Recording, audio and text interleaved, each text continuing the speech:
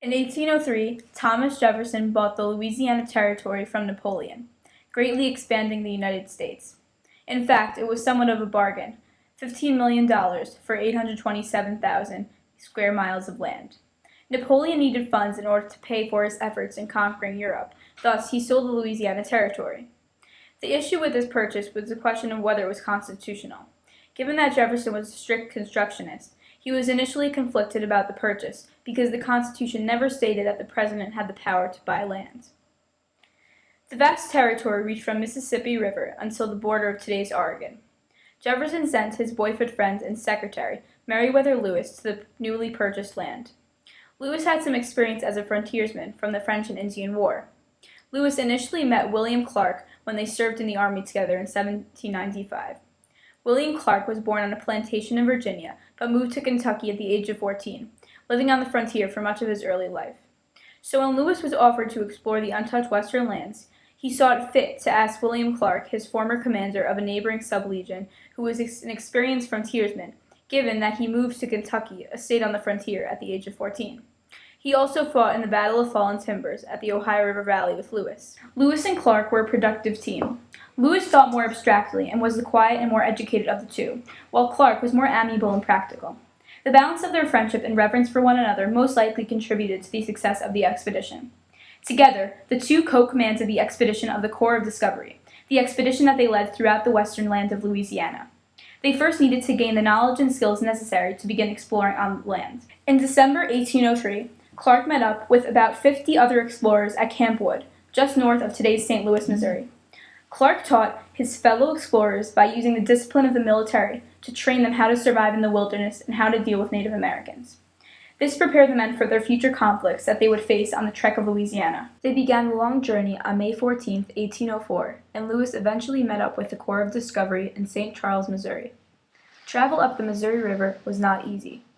The river had a strong current, and the small boats that they traveled in, sailboats, sometimes needed to be carried up the river or pushed with oars.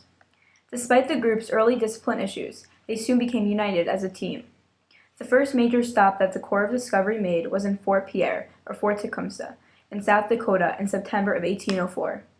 There, they encountered the Teton Sioux, or Lakota Indians, who tried to convince the Corps of Discovery to prolong their stay. The Native Americans knew that the explorers wanted to open up trade on the Missouri River to all the Indian tribes, when the Lakota already had a secure trading agreement with some of the nearby tribes. They feared the competition that would result in this action, thus they tried to prevent the explorers from leaving. Although on the brink of fighting, violence did not ensue between the Native Americans and the Corps of Discovery in Fort Pierre. The Corps of Discovery stopped by the Mandan Indian villages and the Hidatsu Indians and built Fort Mandan for the winter of 1804 to 1805. During the harsh winter, where temperatures reached 40 degrees below zero, Lewis and Clark planned for the rest of their voyage with the help of the Mandans. During the winter, they recruited Charbonneau, a Frenchman, with his Shoshone wife Sacagawea, who was vital to their journey. Sacagawea was born in the Rocky Mountain region and member of the Shoshone tribe.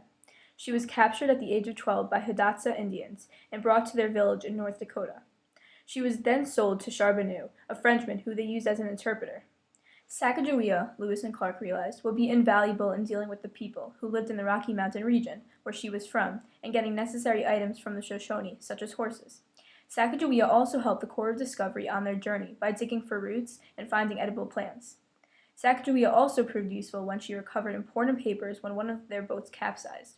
Throughout the Corps of Discovery's journey west, Sacagawea was extremely helpful when encountering Native American tribes.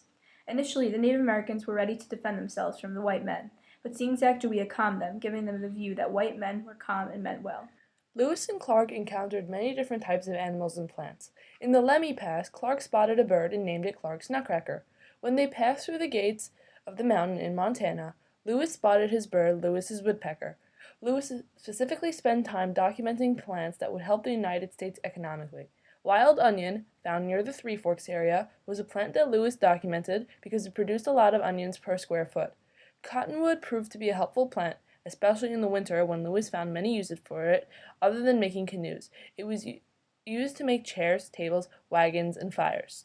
As they continued traveling westward, they passed the Rocky Mountain region and encountered the Three Forks of the Missouri River, which they named Jefferson, Madison, and Gallatin rivers. The Corps of Discovery went up the Jefferson River thinking that there would be a waterway to the Pacific. However, he was incorrect and had to face the fact that there was no easy waterway and that the explorers would have to cross the Rocky Mountain region. Now, though, Sacagawea came in handy, given that they encountered her native people, the Shoshone tribe. Now the Corps of Discovery traveled by horse on the Lolo Trail and encountered the Nez Perce Indians, who luckily fed the explorers who were nearly starving. These kind people gave the Corps of Discovery canoes in order to travel down the Clearwater, Snake, and Columbia rivers. By November 1805, Lewis and Clark finally made it to the Pacific Ocean, their ultimate goal. The explorers built Fort Clatsop near present-day Astoria, Oregon, where they spent the winter. There, they gathered their information. In March 1806, they began their return journey. They returned to St. Louis in September 1806. They received a very warm welcome by their fellow Americans and were celebrated for the goal that Jefferson sought to accomplish. Lewis and Clark's journey had many important outcomes. It gave America a stronger holding over their western territory, demonstrated good relationships with Native Americans, and made important scientific discoveries. Ultimately, the Lewis and Clark expedition was a huge success.